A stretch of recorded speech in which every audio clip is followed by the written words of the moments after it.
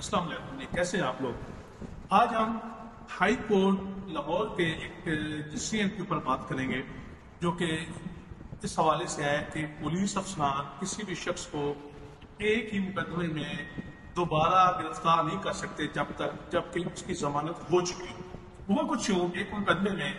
ایک شخص کے خلاف 381A PPC کے تحت مقدمہ درج ہوا، گاڑی چوری کرنے کا الزام تھا اس کے اوپر۔ اس مقدمے میں اس شخص نے کمپیٹنٹ عدالت سے ضمانت حاصل کر لی۔ ضمانت حاصل کرنے کے بعد تفتیشی افسر نے مقدمے کے حالات و واقعات کو مد نظر رکھتے ہوئے اس FIR میں چند جرائم کا اضافہ کر دیا: 420، 461، 471 تعزیرات پاکستان، اور ان جرائم کا اضافہ کرنے کے ساتھ ہی پولیس نے اس شخص کو دوبارہ گرفتار کر دیا۔ اس کے اوپر یہ میٹر عدالت میں گیا تو عدالت نے قرار دیا کہ آپ نے 497 فائل ضابطہ فوجداری اور پولیس رولز کے چیپٹر 26 رول 21(6) کی خلاف ورزی کی ہے۔ وہ یہ کہتے ہیں کہ جب ایک شخص کی ضمانت ہو جائے اسی ہی مقدمہ میں تو دوبارہ اس کو گرفتار کرنے کے لیے آپ کو 497 ضمن فائل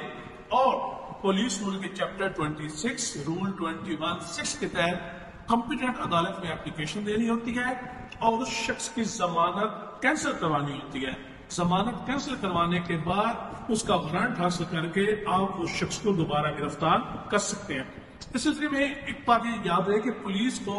یا تفتیشی افسران کو اختیار حاصل ہوتا ہے کہ وہ مقدمہ کے تفتیش کے دوران کسی بھی مرحلے پر اگر ان کے سامنے حالات و واقعات ایسے آتے ہیں تو وہ FIR میں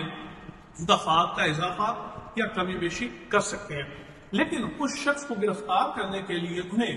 عدالت سے سب سے پہلے اس شخص کی ضمانت کینسل کروانا ہوگی اور اس کے بعد ہی وہ اسی مقدمہ میں انہی حالات و واقعات میں اس شخص کو دوبارہ گرفتار کر سکتے ہیں۔ تو یہاں پر عدالت نے حکم دے دیا ہے کہ آئندہ سے کوئی بھی شخص اس طرح کی کوئی بھی تفتیشی اس طرح کی کارروائی سر انجام نہیں دے گا اور اس کے خلاف